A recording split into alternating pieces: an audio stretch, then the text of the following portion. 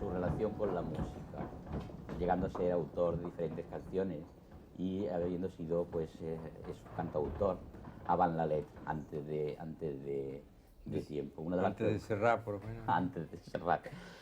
La pregunta es eso, el recuerdo digamos, de esa actividad, en definitiva, que sé que a lo mejor no la ha dejado hasta hoy día tampoco. No, claro, he tenido que dejarla por azares de la fortuna. No siempre las cuerdas vocales respetan la vocación de una persona, ¿no? Pero sí, me gustaba mucho hacer canciones, hacer las letras, y con esa vida de bohemia que se hacía todavía por los años 40 en Paraguay, donde no había entrado todavía el modernismo, entonces pues, permitía también una vida un poco al estilo del juglar. No tenía la mandolina, pero una guitarra y, en fin, serenatas y sobre todo ciertos privilegios que el canto parece traer, ¿no?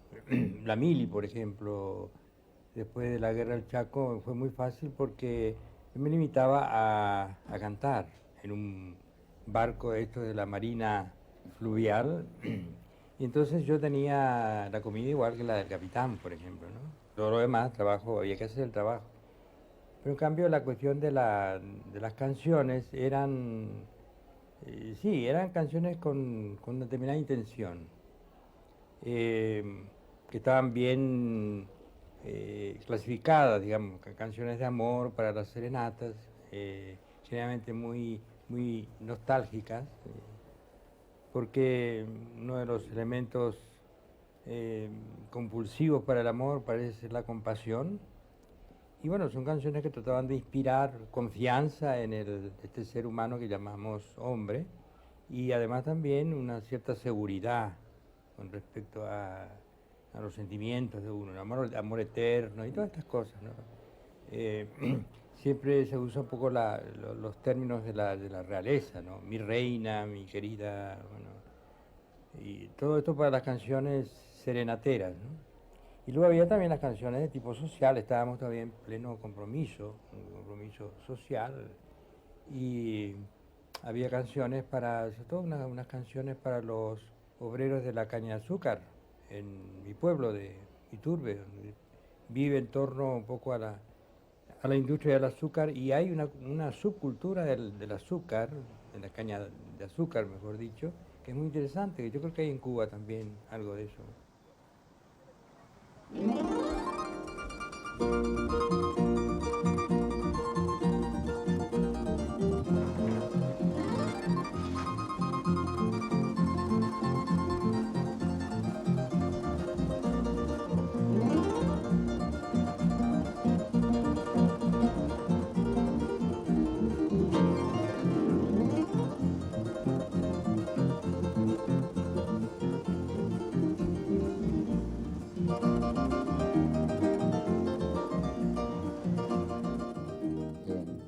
En uno de sus libros, Hijo de Hombre, hay Miguel Vera, el protagonista, en su viaje desde el pueblo de origen hacia Asunción, en un trayecto, para una parte del trayecto, al subir otra vez al tren que ha de conducirlo hasta Asunción, pierde un zapato. Y no hace mucho, usted mencionó precisamente esa escena muy de pasada, en definitiva, esa pérdida del zapato y ese personaje o esa persona, en definitiva, que tiene, evidentemente tiene mucho que ver con su vida. ¿Podría hablarnos de esta anécdota literarizada o esta literatura o esta imagen dentro de la literatura? Sí, bueno, es una anécdota de viaje porque yo venía por primera vez a la capital para iniciar la escuela primero, el colegio, eran 10 años creo. Y, era la primera vez que abandonaba este pueblecito mío natal y me habían comprado un par de zapatos, estos con suela de crepe, muy, muy caliente, además queda muy prieto, muy chico, ¿no? De manera que fue una guerra para calzarme estos zapatos. Y fue entonces cuando yo me acordaba mucho de las alpargatas de Don Gaspar, que es la anécdota que contaba, que nunca usó el par completo, ¿no? Usaba primero una de las zapatillas y cuando éstas se convertían en una ruina se ponía la otra. Era la manera que él tenía de prolongar la vida de una cosa que era útil para él, ¿no? Entonces ahí en ese momento sentí nostalgia por las zapatillas de Don Gaspar, porque finalmente llegué a Asunción con el par de zapatos al hombro, así acá, me los puse mucho después.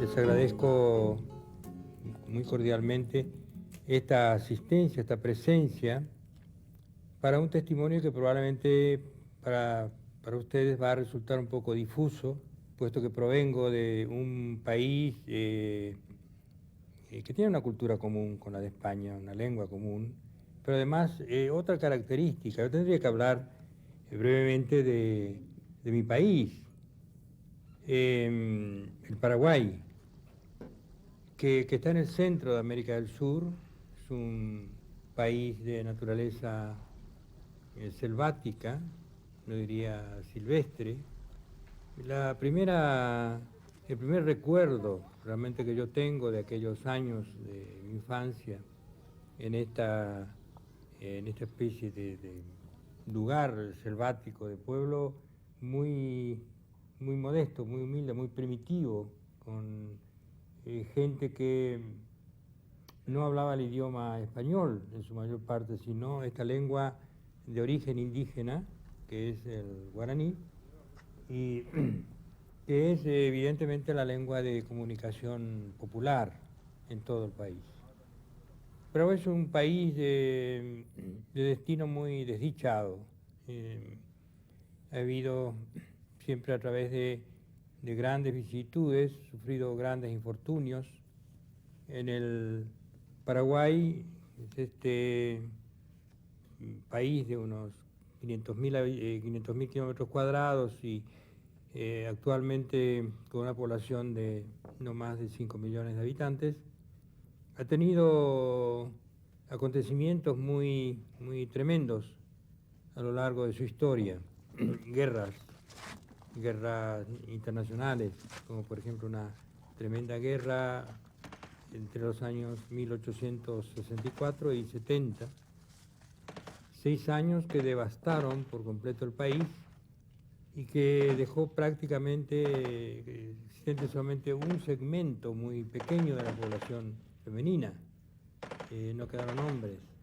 Es un país devastado a sangre y fuego por una guerra que duró 5 años y que evidentemente constituyó una sangría muy tremenda y que también, por supuesto, influyó negativamente sobre su evolución en el plano cultural, en el plano político, en el plano social.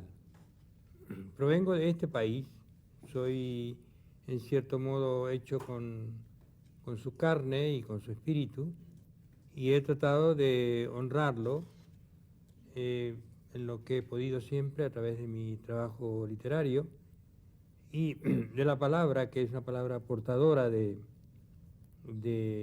emociones, de recuerdos, también de convicciones muy profundas, con respecto no ya solamente a la población de mi país, sino a la condición humana en general.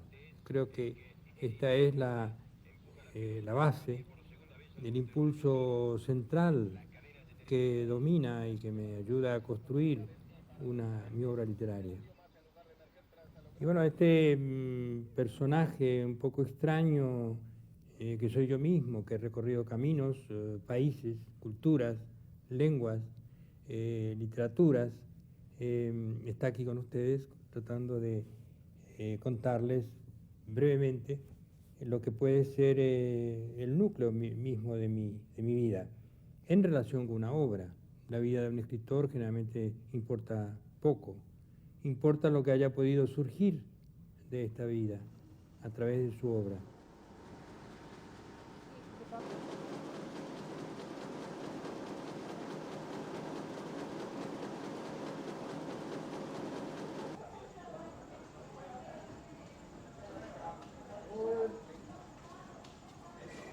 Lo conocí a Roa Bastos hacia fines de los años 60, cuando él pudo volver al país, aunque solo por unos días. Había salido de Paraguay con motivo de la Guerra Civil del 47 por su labor periodística en el diario El País, justo acá donde ahora funciona la redacción del diario Última Hora. Y no había podido volver hasta fines de los 60, en que se le dejó entrar provisoriamente por un breve tiempo para participar junto con otros escritores. Recuerdo al paraguayo Gabriel Casasia y al peruano Mario Vargas Llosa, que habían venido en ese momento, con organización de instituciones internacionales, y eso le permitió que viniera esa vez y algunas otras veces por tiempos breves, para lo cual estos organismos solicitaban permiso y hacían gestiones, y eso le permitía, creo que a Roa, y era su cordón umbilical central, mantenerse conectado con la juventud de Paraguay. Creo que la mayoría de los jóvenes paraguayos, escritores, intelectuales, periodistas, tuvieron una estupenda influencia de él en esas visitas en las que trataba de transmitir, como ha hecho siempre, tratarse de mantenerse conectado al país a través de los jóvenes. Pienso que la labor periodística de Roa en aquella época, que era una época muy conflictiva del Paraguay, no había dejado todavía lugar al escritor. El escritor Augusto Roa Bastos, que aparece, a pesar de que Augusto ya había escrito poemario como El Naranjal Ardiente o los cantos, el poema de los Apapo Cubá Guaraní, que publicaría mucho después en una edición muy limitada. Los cuentos, la narrativa, la literatura más elaborada de Roa se produce en Buenos Aires y en el exilio. El trueno entre las hojas, Hijo de hombre, El baldío. Es el tiempo en que él está escribiendo, va ganando prestigio, va ganando un gran respeto internacional por su labor intelectual, por sus artículos, por la seriedad de su trabajo, por la estupenda novelística que desarrolla. Y ese prestigio internacional va creando, creo que va cada vez más escozor internamente acá para la dictadura, que lo ve como un peligro por el arrastre que él tenía acá entre los jóvenes cada vez que venía, por la postura firme de él, de nunca tratar de mezclarse con los estamentos de la dictadura o hacer genuflexiones al dictador y a su corte. Entonces la relación de Roa con el país es muy intermitente desde el punto de vista del contacto, pero desde el punto de vista interior yo creo que es muy fuerte. Difícilmente se pueda pensar en algo tan paraguayo como Roa Bastos, algo tan tremendamente paraguayo como Hijo de hombre, algo tan tremendamente, tan fuertemente paraguayo como es el Yol Supremo, que es su novela más clásica, más cervantina, según grandes escritores como Carpentier o como Torrente Ballester.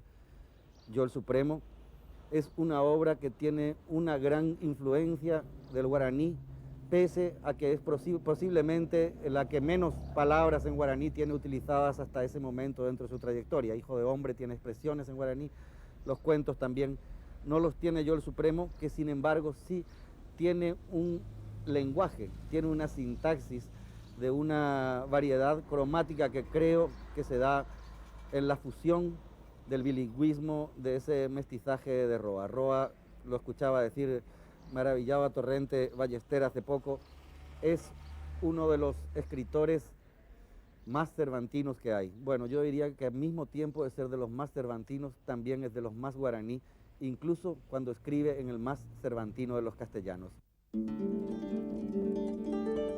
El Supremo es, sí, la historia encarnada de un gobernante que tuvo probablemente entre los dictadores de América Latina la mayor suma de poder real sobre la colectividad de su tiempo.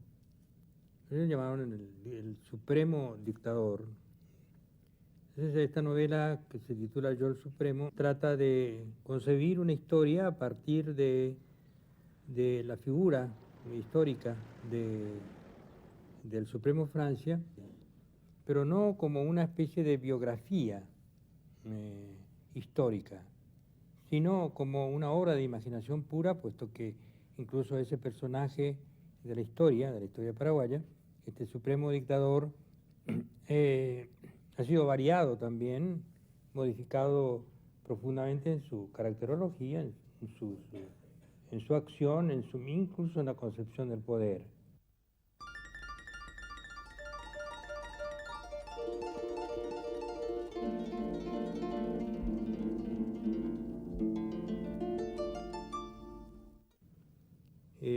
Paraguay, después de aquella catástrofe del siglo pasado, en que quedó totalmente devastado, como les contaba al principio, tuvo otra guerra internacional, la primera guerra internacional, digamos, moderna, que se produjo en América Latina, con tanques de guerra, en fin, con entonces, aviación, cañones supermodernos, etcétera, etcétera, que fue la guerra del Paraguay con otro país, el de Bolivia, y cuyos orígenes realmente fueron terriblemente perversos para ambos países. Fueron los intereses del petróleo los que instigaron esta guerra y hizo que realmente los únicos que salieran perdedores de ella fueron estos dos países contendientes durante 3 años que duró aquella guerra, que volvió a crear realmente una erosión, una sangría muy, muy importante en ambos países, tanto en Bolivia, un país con un alto componente indígena también, y el Paraguay.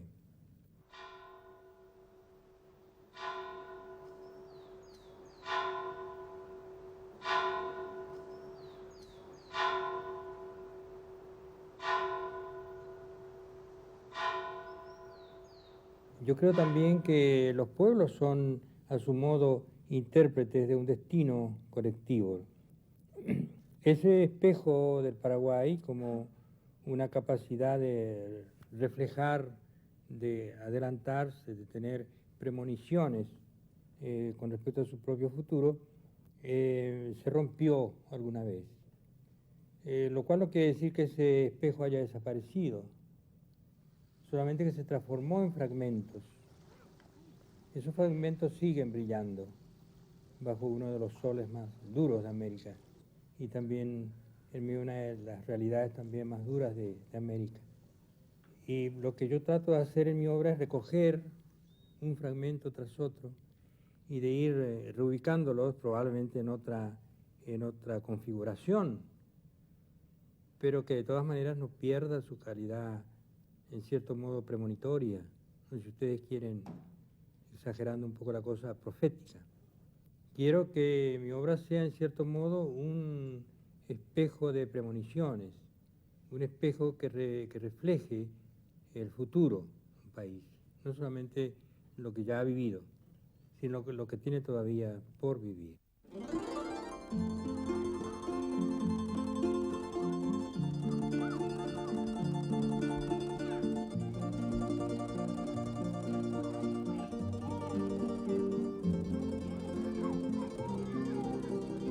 contra vida.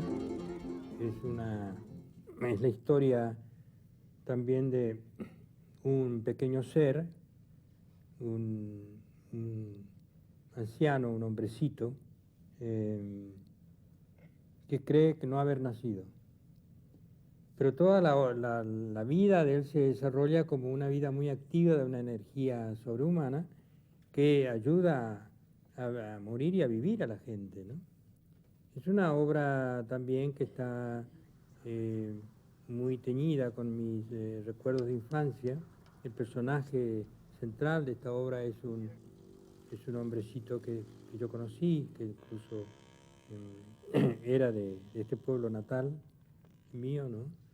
Y tenía una extraña manera de concebir la vida, ¿no? Y he tratado de contar su historia, una historia imaginada, naturalmente, porque era un hombre que no decía nada, solamente eso que de no haber nacido, que él sospechaba que que no había nacido, incluso que no tenía cuerpo, y bueno, una serie de cosas que brotaban de un ser no sumergido en esta especie de bruma de la locura sino simplemente de su propio laberinto interior. Esta es una novela que es una recorrida, una trayectoria a la inversa, que es un poco una de las formas de construir mis historias,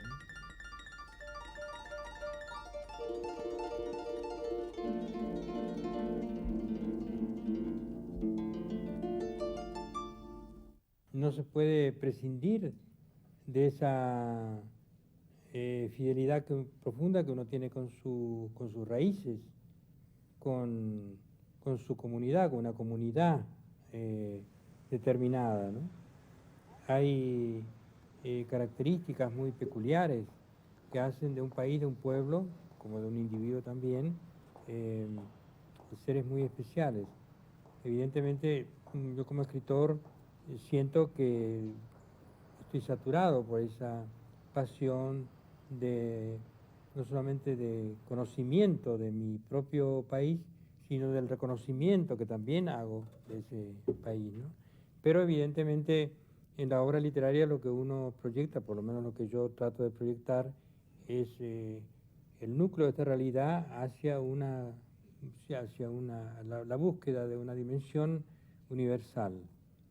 Yo por eso he sido siempre refractario a la literatura superficialmente realista o naturalista.